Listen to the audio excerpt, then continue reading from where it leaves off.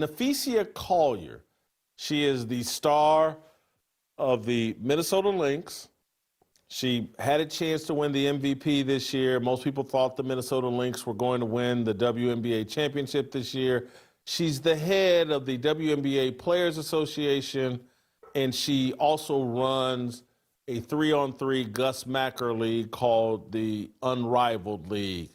And yesterday, she attacked Cathy Engelbert, the commissioner of the WNBA, during a press conference. She opened with a 4-minute statement that is being celebrated all across social media. I think it's retarded what she did here. I'll try to explain that to you all. But, man, it's being celebrated. Man, she stuck it to Cathy Engelbert, and she embarrassed Cathy Engelbert. And I can't believe Cathy Engelbert said this or that. I find this entire thing embarrassing. I'm going to play the entire 4-minute clip here so we have Neficia Collier in context before I respond. But this is her talking about what's going on in the collective bargaining agreement negotiations between the Players Association and Cathy Engelbert and the owners of the WNBA. Let's play the full clip here, SOT number 5. Thank you all for your time today. I have prepared a statement that I would like to make before taking any questions. All right. So first of all, I'd like to congratulate the Mercury for advancing to the finals. And I want to be clear, this conversation is not about winning or losing.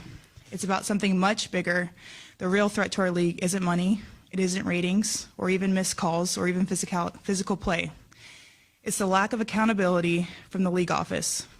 Since I've been in the league, you've heard the constant concerns about officiating, and it has now reached levels of inconsistency that plague our sport and undermine the integrity in which it operates. Whether the league cares about the health of the players is one thing, but to also not care about the product we put on the floor is truly self-sabotage. Year after year, the only thing that remains consistent is the lack of accountability from our leaders. Sorry, I had to walk here in my boot. I'm kind of out of breath. The league has a buzzword that they've rolled out as talking points for the CBA as to why they can't pay the players what we're worth. That word is sustainability. But what's truly unsustainable is keeping a good product on the floor while allowing officials to lose control of games. Fans see it every night. Coaches, both winning and losing, point it out every night in pregame and postgame media. Yet leadership just issues fines and looks the other way. They ignore the issues that everyone inside the game is begging to be fixed. That is negligence. At Unrivaled this past February, I sat across from Cathy and asked how she planned to address the officiating issues in our league. Her response was, well, only the losers complain about the refs. I also asked how she planned to fix the fact that players like Caitlin, Angel, and Paige, who are clearly driving massive revenue for the league, are making so little for their first 4 years. Her response was, Caitlin should be grateful she makes $16 million off the court, because without the platform that the WNBA gives her, she wouldn't make anything. And in that same conversation, she told me players should be on their knees thanking their lucky stars for the media rights deal that I got them. That's a mentality driving our league from the top. We go to battle every day to protect a shield that doesn't value us. The league believes it succeeds despite its players, not because of them. I have the privilege of watching my husband run a league where he has to balance 100 different things at once. I won't pretend the job is easy, but even with all of that on his plate, he always takes the time to reach out to players when he sees an injury, whether it's Unrivaled or even during the WNBA season. That is what leadership looks like. It's the human element. It's basic integrity, and it's the bare minimum any leader should embody. This year alone, I've gotten calls, texts, and well wishes from so many players across the league. Those moments remind me that sometimes there are things bigger than the results than this game we play. But do you know who I haven't heard from? Cathy. Not one call, not one text. Instead, the only outreach has come from her number 2 telling my agent that she doesn't believe physical play is contributing to injuries. That is infuriating. And it's the perfect example of the tone-deaf, dismissive approach that our leaders always seem to take. I've finally grown tired. For too long, I have tried to have these conversations in private, but it's clear there is no intention of accepting there's a problem. The league has made it clear it isn't about innovation, it isn't about collaboration, it's about control and power.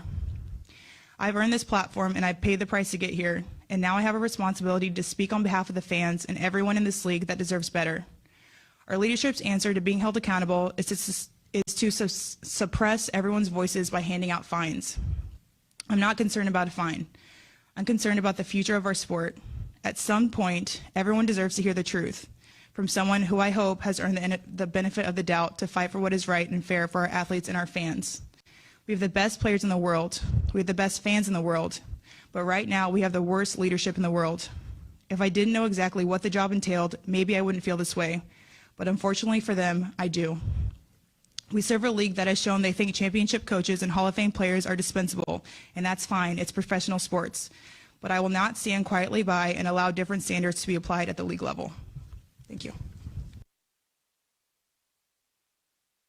There's so much idiocy in that 4-minute statement that's being celebrated all over social media. And this is where, again, I blame social media for promoting a level of stupidity that's dangerous, toxic, lethal. This will sound like an overstatement. We may never see the WNBA again. This may be it. And it may continue on, but it will have so little relevance on the other side of this that it might as well just go extinct. Nafesia Collier thinks because some billionaires have given her money to burn through promoting this unrivaled 3-on-3 league, she thinks she knows how to run a league. This isn't me defending Kathy Engelbert. I don't think Kathy Engelbert is very impressive at all. I don't think Adam Silver, who runs the NBA, is impressive at all. I think, and I apologize for being this blunt, I think they're in the right tribe to get these leadership positions that they have. They know nothing about growing the game of basketball in any real way. They're DEI hires as well. So we're on the record in terms of what I think about Kathy Engelbert. Not impressive at all. This black queen feminist who thinks, hey, I've got a bunch of money to blow on 3-on-3 basketball, and therefore I'm qualified to run a league. She's just as stupid and just as much a beneficiary, a benefactor of DEI as Kathy Engelbert.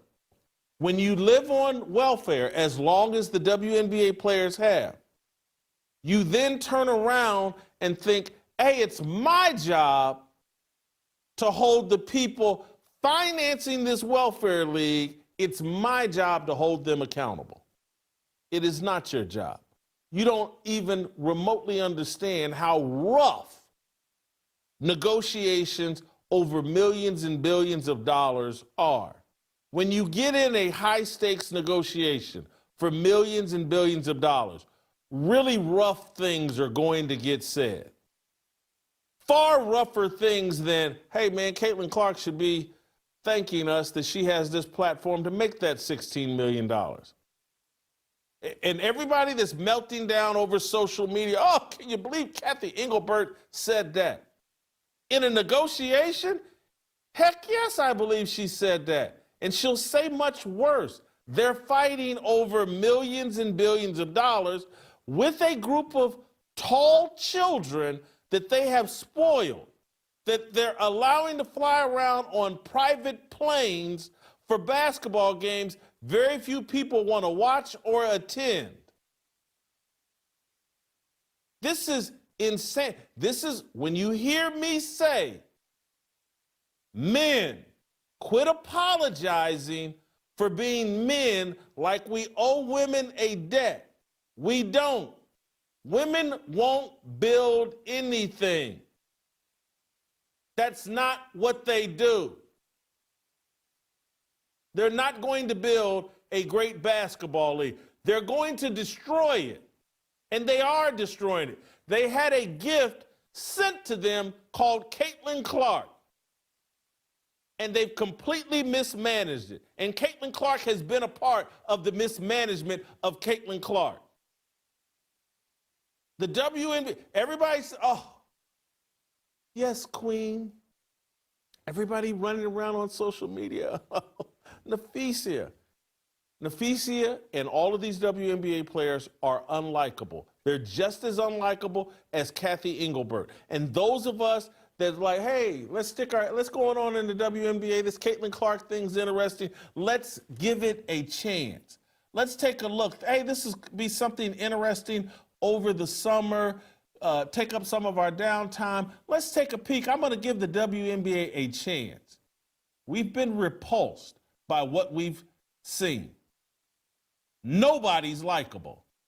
Nafisa Carter, we've got the best fans in the WNBA. Nafisa, you and everybody else have been taking a dump on all the new fans. They're all racist because they like the Indiana Fever.